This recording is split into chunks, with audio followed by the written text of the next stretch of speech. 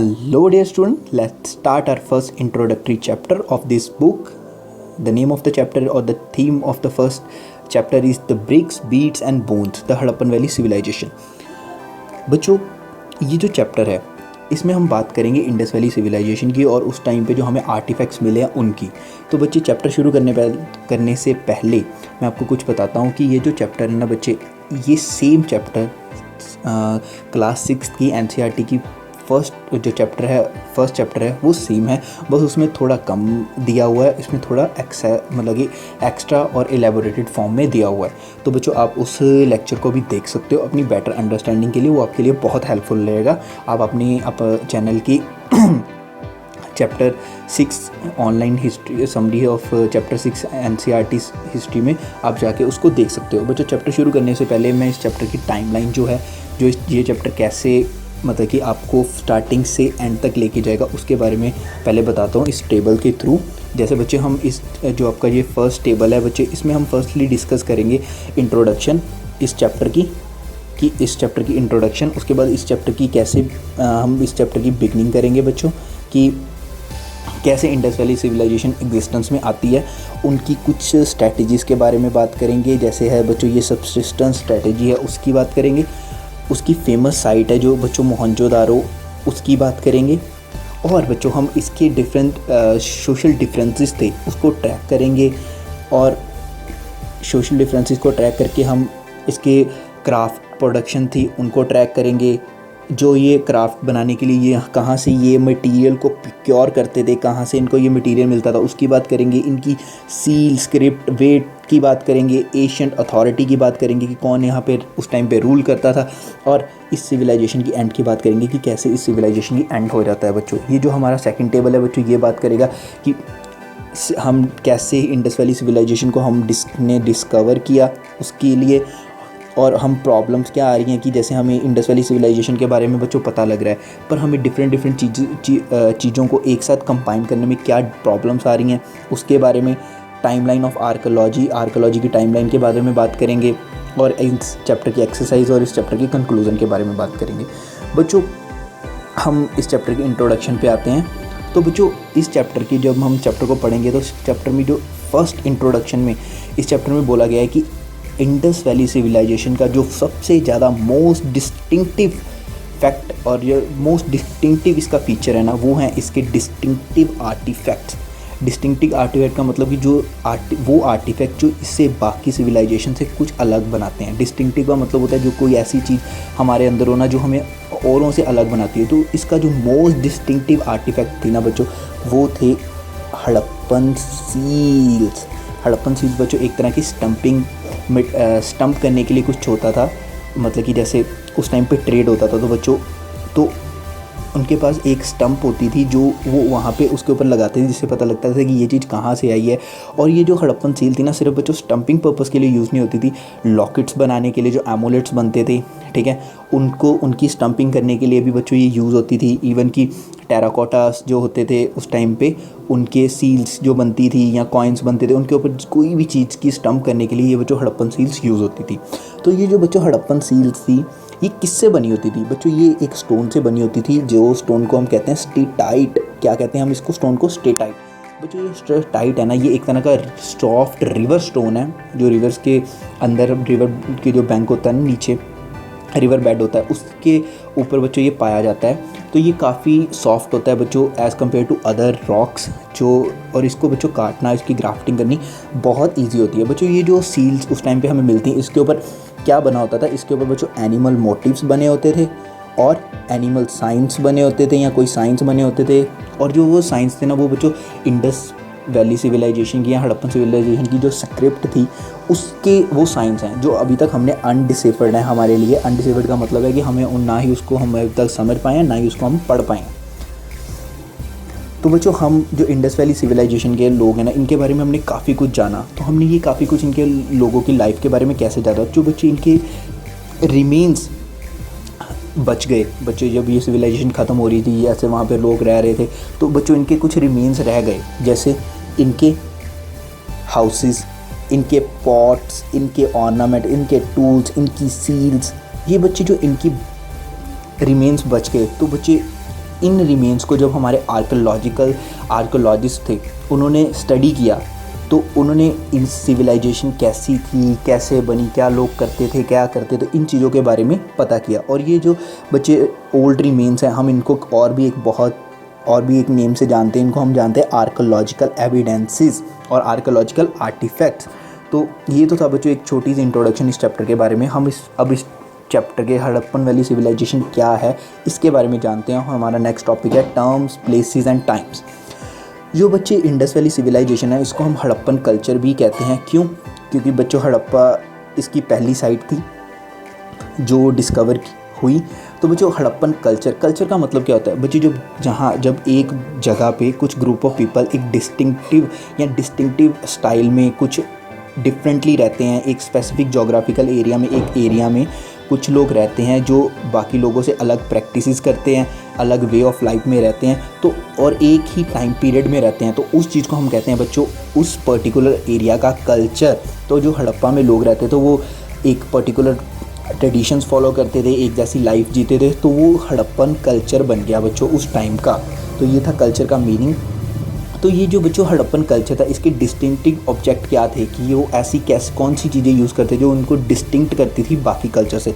जैसे बच्चों उनकी सील्स, उनके बीड्स, उनके वेट्स, उनके स्टोन ब्लेड्स और उनके बेक्ड ब्रिक्स। बच्चे इंडस वैली सिविलाइजेशन का जो सबसे बेस्ट डिस्टिंक्टिव आर्टिफैक्ट है ना वो है बेक्ड ब्रिक्स। बच्चों जो बच्चों ब्रिक होती है हम उसको बेक करते हैं, वो हार्ड हो जाती है और उसकी लाइफ जो है ना वो ज़्यादा हो जाती है। और सील्स मैंने आपको बता दिया क्या होती है, बीड्स एक तरह के मोती जिसके अंदर छेद होता है जिनको हम धागे में पिरो सकते हैं बच्चों। वेट्स जो मेजरमेंट के लिए यूज़ होते हैं और स्टोन ब्लेड्स जो बच्चों कटिंग पर्पस के लिए, ठीक है। अलग डिफरेंट ब्लेड्स का मतलब जो किसी भी कोई तीखी चीज़ जो हम किसी भी चीज़ को काटने के लिए यूज़ करते हैं, ठीक है। तो ऐसे ये इनकी डिस्टिंक्टिव कल्चर, जो इनका कल्चर था उसकी ये डिस्टिंक्टिव ऑब्जेक्ट्स हैं बच्चों, ठीक है। और ये जो बच्चों ऑब्जेक्ट्स हैं ये हमें कहाँ में मिलते हैं बच्चों? ये हमें अफ़गानिस्तान में मिलते हैं, हमें जम्मू कश्मीर में मिलते हैं, हमारे इंडिया में, हमें बलूचिस्तान में मिलते हैं। जो बच्चों ये बलूचिस्तान है ये पाकिस्तान में, गुजरात में मिलते हैं बच्चों, राजस्थान में मिलते हैं, हरियाणा में मिलते हैं। तो ये इंडिया की कुछ स्टेट हैं जहाँ पे हमें मिलते हैं। तो बच्चों ये जो सिविलाइजेशन, इसका नाम हड़प्पा इसलिए पड़ा, मैंने बता दिया कि ये जो यूनिक कल्चर था इसकी फर्स्ट साइट हड़प्पा थी जो हमने खोजी है, ठीक है। और बच्चों ये जो सिविलाइजेशन थी ना, जब हम इसकी बात करते हैं कि ये सिविलाइजेशन कब स्टार्ट हुई, कब ख़त्म हुई, तो हम ये मानते हैं ये सिविलाइजेशन 2600 सी में स्टार्ट हुई और 1900 BCE में ख़त्म हो गई। बच्चों सी का मतलब क्या होता है और BCE का मतलब क्या है मैं अभी आपको क्लियर करूँगा। तो बच्चों इस सिविलाइजेशन की शुरू होने से पहले कुछ लोग वहाँ पे रहते थे, ठीक है। तो जो बच्चों वो उस टाइम पे जो लोग रहते थे उनको हम कहते हैं अर्ली कल्चर्स, और जो बच्चों इस सिविलाइजेशन के ख़त्म होने के बाद रहते हैं उनको हम कहते हैं लेटर कल्चर। और जो बच्चों अर्ली जो लोग वहाँ पे रहते थे उनको हम कहते हैं अर्ली हड़प्पन कल्चर। और जो लोग बच्चों हड़प्पा सिविलाइजेशन के पहले रहते थे, बाद में रहते थे, उनको हम कहते हैं लेट हड़प्पन कल्चर बच्चों। तो जो हड़प्पन सिविलाइजेशन है ना, जो हड़प्पन सिविलाइजेशन मतलब कि जो लोग यहाँ पे 2600 से लेकर 1900 BCE तक इस जगह पे रह रहे थे, जो उस लोगों को हम और उन लोगों के कल्चर को हम ये कहते हैं मैच्योर हड़प्पन कल्चर। क्यों? क्योंकि हम उनको डिस्टिंग्विश करना चाहते हैं बच्चों बाकी कल्चर से जो उस टाइम पे प्रिवेल कर रहे थे। कहाँ पे? इस एरिया में। कौन सा एरिया? उस एरिया की बच्चों बात करते हैं। बच्चों ये जो मैप है ना, ये मैप इंडिया का सिर्फ मैप नहीं है, ये है इंडियन सब कॉन्टिनेंट का मैप। इंडियन सब कॉन्टिनेंट में बच्चों हम अफ़गानिस्तान को इंक्लूड कर लेते हैं, पाकिस्तान को इंक्लूड कर लेते हैं, इंडिया को इंक्लूड कर लेते हैं, नेपाल को इंक्लूड कर लेते हैं, बांग्लादेश को इंक्लूड कर लेते हैं। जब हम ये सारी कंट्रीज़ को इंक्लूड कर लेते हैं ये बनता है इंडियन सब कॉन्टिनेंट बच्चों। तो हम इसमें कुछ इंपॉर्टेंट साइट्स थी जो इंडस वैली सिविलाइजेशन या हड़प्पन सिविलाइजेशन की, उनको डिस्कस करते हैं। जैसे बच्चों एक इम्पॉर्टेंट साइट है मंडा है कहाँ पे? जम्मू एंड कश्मीर में। पहले मैं इंडियन साइट्स को डिस्कस करता हूँ, उसके बाद हम इंडिया से बाहर वाली साइट्स को डिस्कस करेंगे बच्चों। हमने मंडा की बात कर ली, उसके बाद हम बच्चों बात करते हैं बनावली याद रखना बच्चों, ये हरियाणा में ही है आपके बनावली। राखीगढ़ी की बात करते हैं बच्चों, राखीगढ़ी भी हरियाणा में है। मिथातल की बात करते हैं, मिथातल भी बच्चों हरियाणा में है। जो बच्चों ये कालीबंगन है, ये कालीबंगन है कहाँ पे? ये कालीबंगन है बच्चों राजस्थान में। उसके बाद बच्चों हम गुजरात की कुछ साइट्स की बात करते हैं, जैसे ढोलावीरा है बच्चों, जैसे रंगपुर है बच्चों, और रंगपुर के अलावा बच्चों नागेश्वर है और लोथल है बच्चों, ठीक है। ये तो थी बच्चों इंडियन कुछ इंपॉर्टेंट साइट्स। अब इंडिया से बाहर कुछ इसकी पहले जो सबसे इंपॉर्टेंट साइट्स हैं उनकी बात करते हैं, जो है Harappa on the bank of river Ravi, जो रावी के बच्चों किनारे पर है। मोहनजोदारो, उसके बाद अमरी और बालाकोट और सुक्तागेंडोर, चुन्नोदारो, कोटदीजी और गन्नीरीवाला, ये बच्चों इसकी कुछ इंपॉर्टेंट साइट्स हैं। बच्चों जब हम पंजाब की बात करते हैं तो पंजाब से बच्चों 5 रिवर्स निकलती हैं, जो है झेलम, चेनाब, रावी, सतलुज, ब्यास, ठीक है।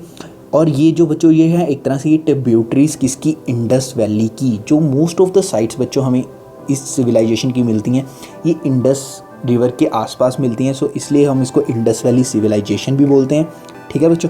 तो अब हम इसकी कुछ एब्रीवेशंस की बात करते हैं, जैसे बीपी है बच्चों, इसकी एब्रीवेशंस मैंने क्लास 6 की जो चैप्टर 1 है उसमें भी डिस्कस किया है, तो आप उसमें भी देख सकते हो बच्चों। जो बीपी है उसका मतलब होता है बिफोर प्रेजेंट, प्रेजेंट से पहले, जिसके हम बीसीवी बोलते हैं बच्चों। और बीसीई क्या होता है, बीसी होता है before common era, before common era मतलब ये भी बच्चों बीसी ही है। और ये जो सी है बच्चों ये है कॉमन ईरा। कॉमन ईरा बच्चों जैसे हम आज की बात कर रहे हैं, आज चल रहा है तो आज है 2020, तो ये बच्चों ये कॉमन ईरा है। और सी का मतलब होता है सिरसा, अप्रॉक्सीमेटली जब हम किसी चीज़ का एग्जैक्ट डेट नहीं बता होती तो हम उसके आगे सिरसा लगा देते हैं, उसके आगे सिरसा लगा देते हैं बच्चों कि ये अप्रॉक्सीमेट डेट है उस चीज़ की, ठीक है बच्चों। अब बच्चों हम अपने नेक्स्ट टॉपिक पे आते हैं, जो है early and mature Harappan site. मैंने आपको अर्ली का भी बता दिया जो हड़प्पन वैली सिविलाइजेशन से पहले थी, और जब हड़प्पन वैली सिविलाइजेशन आती है जो 2600 से शुरू होकर 1900 तक रहती है, तो वो टाइम जो है मैच्योर हड़प्पन साइट का। तो हम अब इसमें 2 जगहों की बात करेंगे, जो है एक है बच्चों सिंध और चोलिस्तान। जो चोलिस्तान वाला एरिया बच्चों ये डेजर्ट एरिया है पाकिस्तान का, जो थार डेजर्ट को लगता है बच्चों। तो हम इन 2 साइट्स में हम डिस्कस करेंगे कि कैसे जो पुरानी अर्ली हड़प्पन साइट्स थी, ठीक है, कैसे वहाँ पे मैच्योर कुछ उन्हीं साइट्स पे मैच्योर हड़प्पन साइट्स आती हैं, ठीक है। तो पहले सिंध की बात करते हैं। जैसे अर्ली हड़प्पन साइट है बच्चों उसमें आई 52, ठीक है, और चोलिस्तान में आई 37। मैच्योर हड़प्पन साइट 65 और 136। इसका मतलब बच्चों कि जहाँ पे पहले अर्ली हड़प्पन साइट थी ना, वहीं पे बाद में मैच्योर हड़प्पन साइट बनी, ठीक है। तो और कुछ ऐसे भी एरियाज़ थे सिंध में और चोलिस्तान में जहाँ पे पहले अर्ली हड़प्पन साइट्स नहीं थी, ठीक है, पर वहाँ पे जब कुछ नहीं था तो वहाँ पे भी 43 न्यू एरियाज़ बने हड़प्पन सिविलाइजेशन के। और जो इन सिंध और इन चोलिस्तान इट वाज 132, ठीक है। और कुछ जो साइट थी ना जो अबंडन कर दी गई, जिसको लोगों ने छोड़ दिया, हो सकता है वहाँ पे कोई नेचुरल डिज़ास्टर आ गया हो, या फिर वहाँ पे कोई ऐसी नेचुरल क्लाइमेटी हो गई हो जहाँ पे ह्यूमन रेस के लिए वहाँ पे सर्वाइव करना डिफ़िकल्ट हो गया हो, तो कुछ एरियाज़ थे जो लोगों ने छोड़ दिए। जैसे सिंध में बात करें वो 29 है, ठीक है। और जब हम चोलिस्तान की बात करें तो वो बच्चों हैं 33 बच्चों, ठीक है। ये थी बच्चों एक तरह की बस ये जानने के लिए कि कैसे अर्ली हड़प्पन साइट्स पे मैच्योर हड़प्पन साइट्स आती हैं बच्चों। तो इस चैप्टर की बिगनिंग करते हैं, ठीक है। इस चैप्टर का फर्स्ट टॉपिक को डिस्कस करते हैं। जो इस चैप्टर की बिगनिंग है बच्चों, हमें सेवरल आर्कियोलॉजिकल कल्चर्स मिलते हैं इस एरिया में मैच्योर हड़प्पन साइट से पहले। जैसे जो हम मैच्योर हड़प्पन साइट्स हैं जो हमें मिली, मैंने अभी डिस्कस भी किया मैप में, उससे जब हम उन साइट की एक्सकावेशन करते हैं, ठीक है, उस साइट की मतलब कि एक्सकावेट करते हैं, वहाँ पे कुछ ढूंढते हैं, ज़मीन को खोदते हैं, तो बच्चों हमें वहाँ पे अलग अलग कल्चर की आर्कियोलॉजिस्ट को अलग अलग कल्चर की डिफरेंट और डिस्टिंक्टिव चीज़ें मिलती हैं जो अर्ली कल्चर को मैच्योर कल्चर से डिस्टिंक्ट करती हैं। जैसे उनकी पोट्री अलग है बच्चों, पोट बनाने की एविडेंस ऑफ एग्रीकल्चर मिलते हैं बच्चों, हमें पेस्टोरलिज्म एंड सम क्राफ्ट मिलते हैं बच्चों उस टाइम पे। तो बच्चों जो ये अर्ली हड़प्पन कल्चर था ना, इनकी सेटलमेंट बहुत स्मॉल थी, ठीक है, और इनकी कोई लार्ज बिल्डिंग्स नहीं थी। हमें मैच्योर हड़प्पन सिविलाइजेशन में या मैच्योर हड़प्पन साइट्स में हमें बिग बिल्डिंग्स भी दिखेंगी, बड़े बड़े घर भी दिखेंगे, डबल स्टोरी ट्रिपल स्टोरी घर भी दिखेंगे। पर मैच्योर हड़प्पन सिविलाइजेशन से पहले जो अर्ली हड़प्पन सिविलाइजेशन है, यहाँ पे जो हमें आर्कियोलॉजिकल एविडेंसेस मिलते हैं उसमें हमें पता लगता है कि ये जो सेटलमेंट्स थी ये स्मॉल थी, छोटी छोटी बिल्डिंग्स थी इनकी। और ये हमें चीज़ें कहाँ से पता लगती हैं, जो हमें उस एरियाज़ में पोट्री मिलती है, एग्रीकल्चर के एविडेंसेस मिलते हैं, पेस्टोरलिज्म के एविडेंसेस मिलते हैं, सम क्राफ्ट के वो मिलते हैं बच्चों, क्या मिलते हैं, सम क्राफ्ट के एविडेंसेस मिलते हैं। तो जो बच्चों ऐसा माना जाता है कि मेच्योर हड़प्पन सिविलाइजेशन शुरू होने से पहले जो अर्ली हड़प्पन सिविलाइजेशन थी ना, उनके बीच में बच्चों गैप था, ठीक है। तो वो उस गैप के बारे में हमें कैसे पता लगता है कि जो कुछ साइट्स थी ना बच्चे हमें मिलती हैं जहाँ पे बर्न साइट्स मिलती हैं, कि जहाँ पे बच्चों आग लग गई होती है और लोगों ने उस साइट को छोड़ दिया होता है, ठीक है। तो अब हम अपने सेकंड टॉपिक की बात करते हैं, सबसिस्टेंस स्ट्रेटजी की। बच्चों सबसिस्टेंस स्ट्रेटजी का मतलब है कि जो स्ट्रेटजी उस टाइम पे लोगों ने अपनाई थी, किस लिए, अपने आप को सर्वाइव करने के लिए। सबसिस्टेंस का मतलब है हम कौन सी ऐसी स्ट्रेटजीज अपनाते हैं जिससे हम मतलब कि सर्वाइव कर सके, ठीक है बच्चों।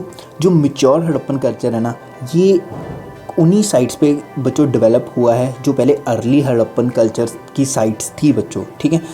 तो ये जब बच्चों हम कोई नई चीज़ पुरानी चीज़ के ऊपर बनाते हैं तो उसमें कुछ ना कुछ रिमेन्स या कुछ ना कुछ हम पुरानी चीज़ें भी इंक्लूड करते हैं ना, तो ऐसा ही माना जाता है कि जो मैच्योर हड़प्पन कल्चर था ना, उसने जो पुरानी बच्चों अर्ली हड़प्पन कल्चर से ना सबसिस्टेंस स्ट्रेटजी बच्चों इन दोनों में कॉमन थी, या इन दोनों ने एक दूसरे से शेयर की थी, ठीक है।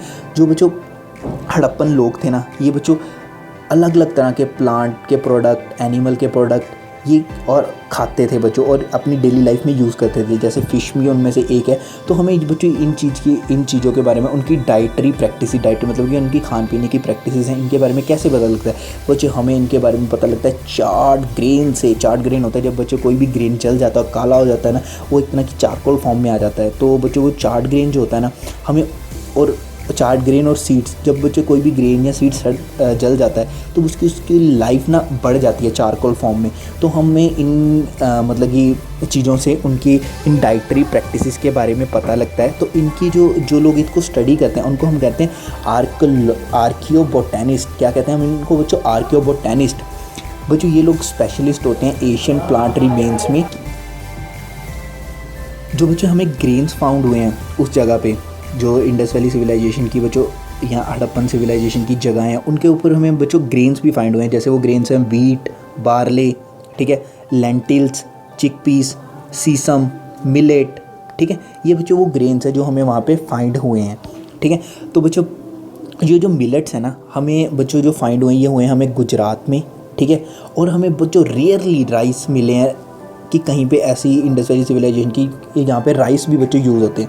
हमें बच्चों एनिमल्स की बोन्स मिली हैं, कुछ कैटल्स की बोन्स मिली हैं, जैसे वो शीप, गोट, बफेलो और पिग बच्चों। तो बच्चों जो इन चीज़ों के बारे में हमें बताते हैं, बोन्स के बारे में, ठीक है, डिफरेंट एनिमल्स की, हम उनको कहते हैं बच्चों आर्कियोलॉजिस्ट और जियो आर्कोलॉजिस्ट। ये बच्चे ये मानते हैं कि ये जो एनिमल्स थे ना, ये डोमेस्टिकेटेड थे, ठीक है।